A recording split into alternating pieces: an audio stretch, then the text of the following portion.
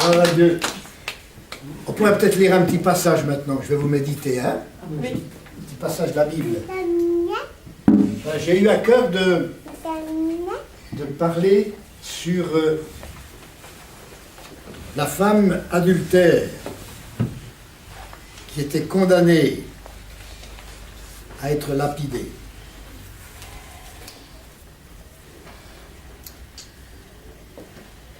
Alors les scribes et les pharisiens amenèrent une femme surprise en adultère.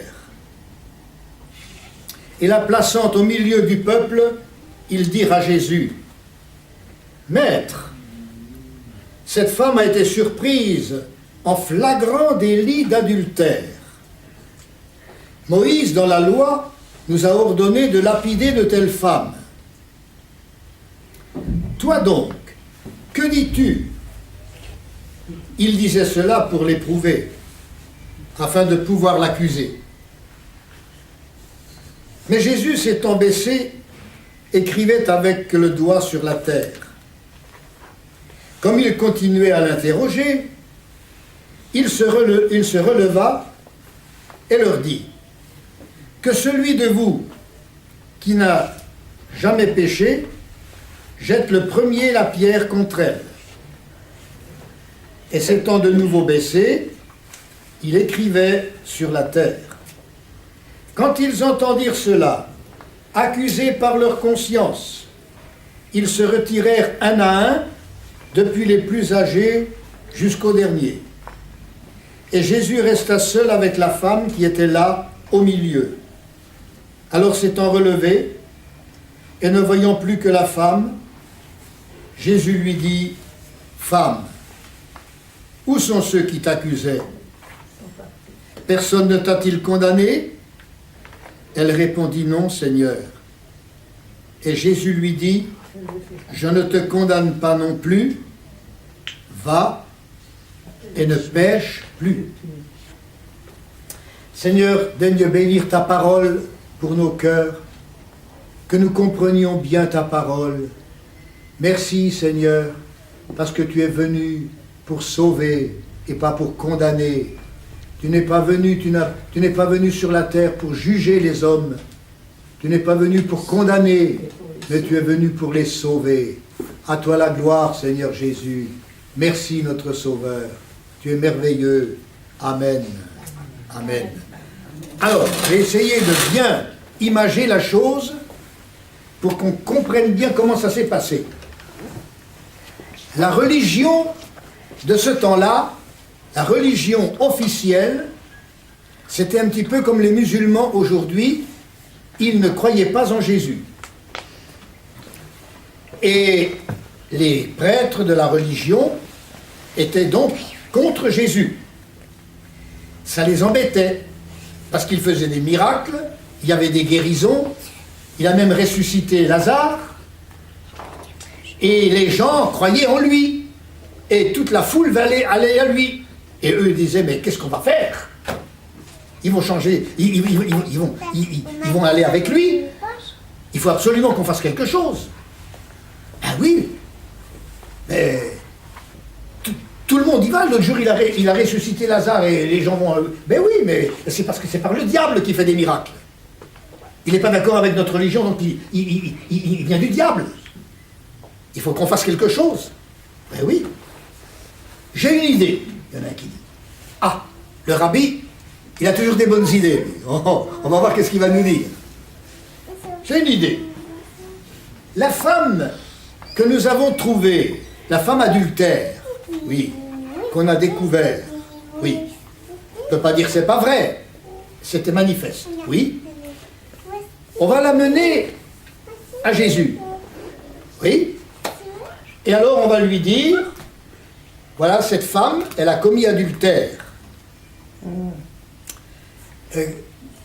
Moïse, dans la loi, dans les 10 commandements, dans la loi, dans l'Ancien Testament, la parole de Dieu, attention, la parole de Dieu dit qu'elle mérite la mort. Elle doit être lapidée. Alors toi, Jésus, qu'est-ce que tu nous dis? Ah ben, je sais ce qu'il va te dire. Ben, il va te dire qu'il faut pas la condamner. Ben oui, mais s'il dit qu'il ne faut pas la condamner, il est contre la loi. Il est contre la parole de Dieu. Puisque la parole de Dieu dit que l'adultère doit être lapidé. Il doit être condamné.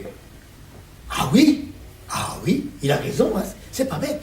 Oui, mais s'il dit lapidé là, eh bien il n'est plus le sauveur. À ce moment-là, il est comme nous, il n'est plus le sauveur. On a gagné. Cette fois-ci, on le tient. Alors là, c'est formidable. Ah, il fallait vraiment le rabbi pour dire ça. Hein. Alors ils l'ont emmené. Allez, viens, toi, allez, viens, allez. Et ils l'ont amené devant Jésus. Maître, alors celui qui parlait le mieux, le plus grand politicien, il est venu devant Jésus. Il a dit, Maître, nous savons que tu es un docteur venu de Dieu, que tu es un homme qui dit toujours la vérité. Alors on voudrait te poser une question. Cette femme, elle a été surprise en flagrant délit d'adultère. On ne peut pas dire que ce n'est pas vrai. Moïse, dans la loi, il dit qu'elle doit mourir. Et toi, maître, qu'est-ce que tu en dis? Nous voudrions le savoir. Alors, tout d'un coup, Jésus ne parle pas, il se baisse et il écrit quelque chose par terre.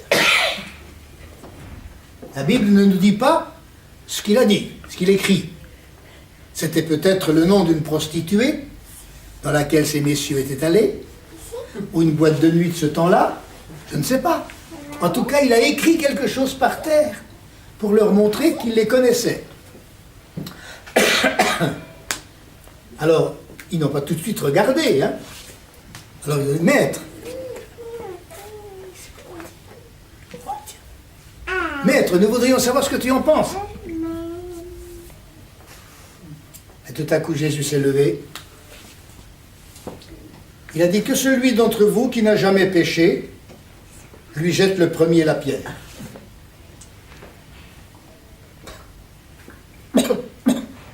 Pourquoi tu tousses, tonton?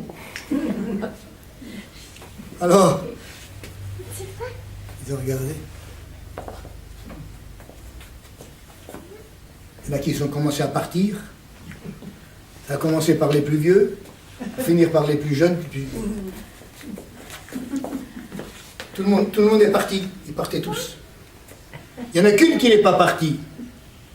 C'était la femme adultère. Elle est restée. Jésus n'est pas venu pour condamner. Il est venu pour sauver. Mais attention, attention. La parole de Dieu dit qu'elle devait mourir. Et lui, il n'a dit qu'elle pouvait vivre. Alors, il était contre la parole de Dieu ou pas? C'est difficile, hein? Non, c'est pas difficile. Pourquoi Jésus ne l'a-t-il pas condamnée? Parce qu'elle méritait la mort. Il ne l'a pas condamnée parce que lui, il allait mourir à sa place. Jésus n'est pas venu pour abolir la loi. Il est venu pour accomplir la loi. Tout ce que la loi demandait, Jésus l'a fait en tant qu'homme. Il est le seul homme qui est né d'une vierge. Il est le seul homme qui n'a jamais fait le mal. Il est le seul homme qui a toujours plu à Dieu, qui ne peut pas être condamné. Et sa justice, il nous la donne à nous, si nous l'acceptons. Et à partir du moment où on est revêtu de sa justice, on n'est plus coupable aux yeux de Dieu. On est pur, parce qu'il a payé à notre place. Il a payé pour nous. Et c'est pour ça qu'il a pu sauver cette femme. Si Jésus n'avait pas été capable de garder la pureté, s'il avait fait une faute, il n'aurait pas pu nous racheter. Il est le seul homme qui n'a jamais péché. Et sur la croix, il a pris sur lui nos péchés. Il a pris sur lui tes péchés, mes péchés. Il a pris sur lui notre iniquité. Et il est descendu en enfer avec nos péchés. Terrible, hein? Mais comme lui n'avait jamais péché, il a été ressuscité en esprit dans l'enfer. Et les démons n'avaient jamais vu ça. Ah, un vivant qui ressuscite là. Et puis après il est remonté, il est ressuscité avec son corps. Parce que lui n'avait jamais péché, il a laissé nos péchés au fond. Et à partir du moment où j'accepte Jésus, alors mes péchés s'en vont. Il les a pris. Et puis je suis revêtu de sa justice. Alors je ne peux pas me glorifier, je ne peux pas tomber dans l'orgueil et dire moi je suis un homme bien, je n'ai jamais fait de mal à personne. Il y en a qui disent ça, hein? Jamais tué, jamais volé, jamais fait de mal. Oui, mais attention, quand tu vas te trouver devant Dieu, il va te montrer tous les péchés que tu as commis. Tous sont péchés. Tous sont péchés. Et dire que tu n'as pas besoin de mourir pour moi sur la croix, moi je suis tellement bien. C'est vrai que les gens, quand ils parlent d'eux, ils disent jamais de mal. Hein? C'est vrai, hein? Quand ils parlent d'eux, ils disent jamais de mal. C'est seulement quand ils parlent des autres. Mais à partir du moment où j'ai l'honnêteté de reconnaître mes péchés, comme cette femme, elle a reconnu, parce qu'elle est restée là. Elle a compris que Jésus était son sauveur. Elle n'aurait pas pu l'expliquer, mais elle le ressentait. Elle a compris. À partir du moment où je reconnais mes fautes, où je reconnais que je n'ai pas toujours été comme je devrais être, et que je demande pardon et que je veux changer, par exemple, si vous avez de la rancune contre quelqu'un, vous dites celui-là je ne lui pardonnerai jamais. Alors Dieu dit, et on le sait, notre Père, pardonnez-nous nos offenses, comme nous pardonnons à ceux qui nous ont offensés. Il y en a qui le disent, cette prière, et puis ils ne pardonnent pas. Ils se moquent de Dieu. Ils disent des paroles mensongères. Ils disent pardonne-nous nos offenses comme nous pardonnons, et ils ne pardonnent pas. Un jour, il faudra rendre compte devant Dieu. Hein. Celui qui ne pardonne pas ne peut pas être sauvé.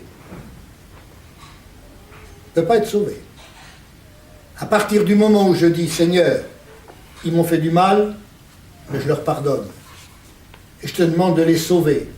Je te demande, Seigneur, de les éclairer, parce que je ne voudrais pas être à leur place. Bénis-les, Seigneur. Tu vois, pardonne-leur, Seigneur. Parce qu'ils savent pas ce qu'ils font, ils ne se rendent pas compte. Moi, je préfère être en communion avec toi, j'en veux à personne. Voilà, c'est ça le vrai chrétien. Hein? Alors, à partir du moment où tu as quelque chose dans ton cœur, et que tu l'acceptes, que tu le gardes, tu ne peux pas être sauvé. Il faut tout donner au Seigneur. Il faut mettre sa vie en règle avec Dieu. Passer par une véritable conversion, une véritable repentance. À Jésus, le Sauveur. Et à ce moment-là, eh bien, le Seigneur te dit, je ne te condamne pas non plus. Toi, tu ne condamnes pas les autres, tu leur pardonnes, eh bien, moi, je ne te condamne pas non plus. Va et ne pêche plus. Vous savez, à partir du moment où vous ne pardonnez pas à quelqu'un, eh bien, si cet homme est méchant ou cette femme est méchante, elle continuera à vous faire du mal, parce que vous ne pardonnez pas. Ça vous fait du mal. Vous voyez ce que je veux dire? Tandis que si vous pardonnez, elle ne peut plus faire de mal sur vous. Alléluia! Gloire à Dieu! Vous savez, des fois, il y a des gens, moi j'en ai rencontré des gens qui m'ont... des fous, mais moi j'étais tranquille. Le Seigneur bénis-les, pardonne-leur. Wow. On a une vraie force en nous quand on pardonne. Quand on parle avec amour. Dès que je vois quelqu'un, je pense, il faut le sauver. Tu es mort pour lui, Seigneur. Vous savez, je ne sais pas si vous êtes au courant de cette histoire qui est arrivée à Dapozzo. Dapozzo était un chrétien vraiment converti à Jésus, vraiment né de nouveau, un vrai chrétien. Il s'était vraiment converti à Jésus. Et il a été dans les camps de concentration. Et le chef de camp le haïssait. Il y avait même une fois cassé le bras en tapant sur lui comme ça.